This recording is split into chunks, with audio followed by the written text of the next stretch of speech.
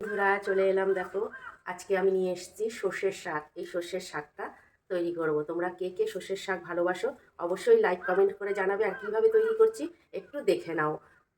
সব দেখো ছড়িয়ে ছিটিয়ে রেখেছি, কিছু করার নেই, রান্নার তাড়াহুড়া আছে। এই দেখো একটা ঝুড়ির মধ্যে সর্ষের পাতাগুলো ছাড়িয়ে নিচ্ছি। এইভাবে ছাড়িয়ে নিতে হবে। এই দেখো বন্ধুরা, আমার ছোলা এই সর্ষের শাক ছাড়ানো হয়ে গেছে, একদম টাটকা শাক। এখন তো কচি কচি শাক বেরিয়েছে। আর সর্ষের শাক খেতে আমার ভীষণ ভালো লাগে, একটা সুন্দর একটা গন্ধ বেরোয়। এই যাই হোক, এই শাকটা এরকম করে ছাড়িয়ে নিলাম। ভালো ভালো করে ধুয়ে নেবো। এটা সুন্দর করে ধুয়ে নিতে হবে, ধুয়ে জলটা চেপে নিতে হবে, শুকনো করে নিতে হবে। ধোয়া হয়ে গেছে, দেখো এটা জলটা ঝরাতে দেবো। এবার একটা পাত্রের মধ্যে নিয়ে নিলাম শাকটা। এর মধ্যে আমি নুন দিয়ে দেবো, দেখো লবণ দিলাম, দিয়ে ভালো করে এই শাকটা মোলায়েম করে নেব। এরকম করে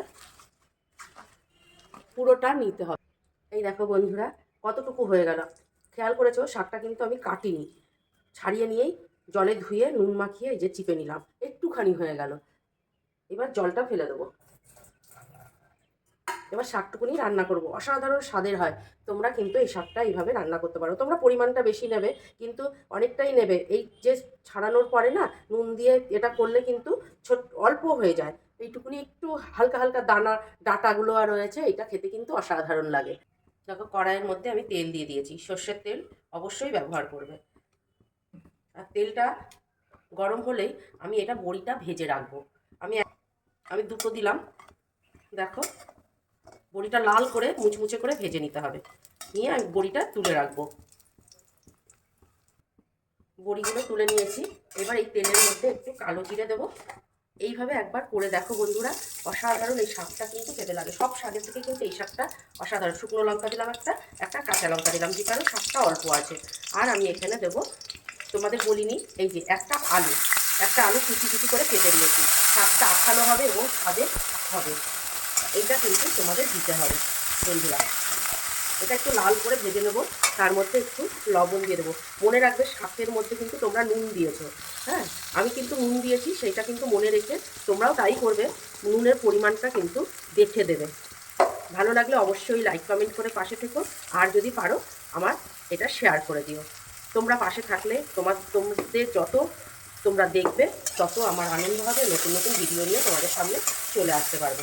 দেখতেই পাচ্ছ লাল করে ভেজে নিয়েছি পুরো। আসলে ভিডিও করতে ভালো লাগে, সময়টা থাকে না তো, ওই জন্য এই ভিডিও করতে গেলে কিন্তু অনেক সময় দিতে হয়, পরিশ্রম করলে তবেই ফল পাওয়া যায়। যাই হোক, আমি যতটা পারি ততটা করার চেষ্টা করি। এইবার আলুগুলো ভাজা হয়ে গেছে, দেখো শাকটা আমি দিয়ে দিচ্ছি। এর মধ্যে কোনো মশলা লাগে না, একদম প্লেনভাবে রান্না। একটু হলুদ দিতে হবে এর মধ্যে, নুনটা তো তোমরা আন্দাজ মতো দেখে নেবে। আর সর্ষের একটা সুন্দর গন্ধ, ওই গন্ধতেই ভীষণ ভালো লাগে। এরকম আমি হলুদটাও দিয়ে দিলাম, দিয়ে পুরো নাড়াচাড়া করতে হবে, একদম ভাজা ভাজা করতে হবে। খুব সময় অল্প, সেই জন্যে আমাকে একটু তাড়াহুড়া করতে হচ্ছে। তাড়াহুড়া করলেও রান্নাটা কিন্তু তাড়াহুড়া করেও সুন্দর করে করতে হবে।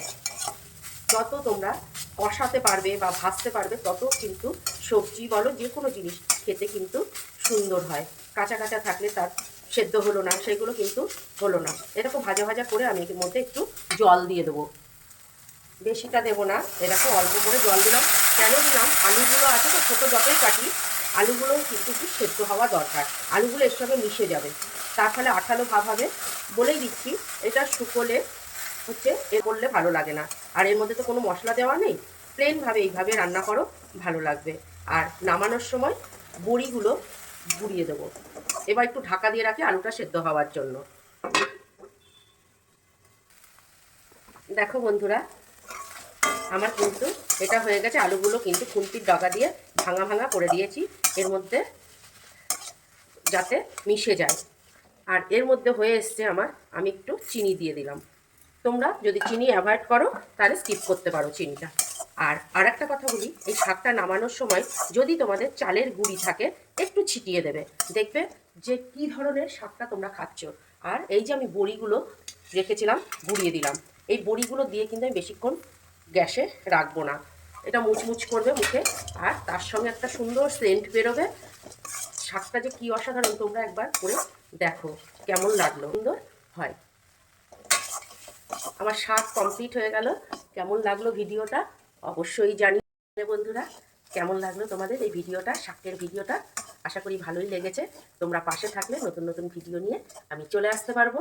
আর তোমাদের ভালো লাগলে আমার আনন্দ হবে এবং নতুন নতুন ভিডিও করতেও সুবিধা হবে। তা আশা রাখবো তোমরা পাশে থাকবে, লাইক কমেন্ট শেয়ার করে। আমি যতটা পারবো তোমাদের সামনে ভিডিও নিয়ে আসবো। তাহলে আজকের মতো চলি, টাটা।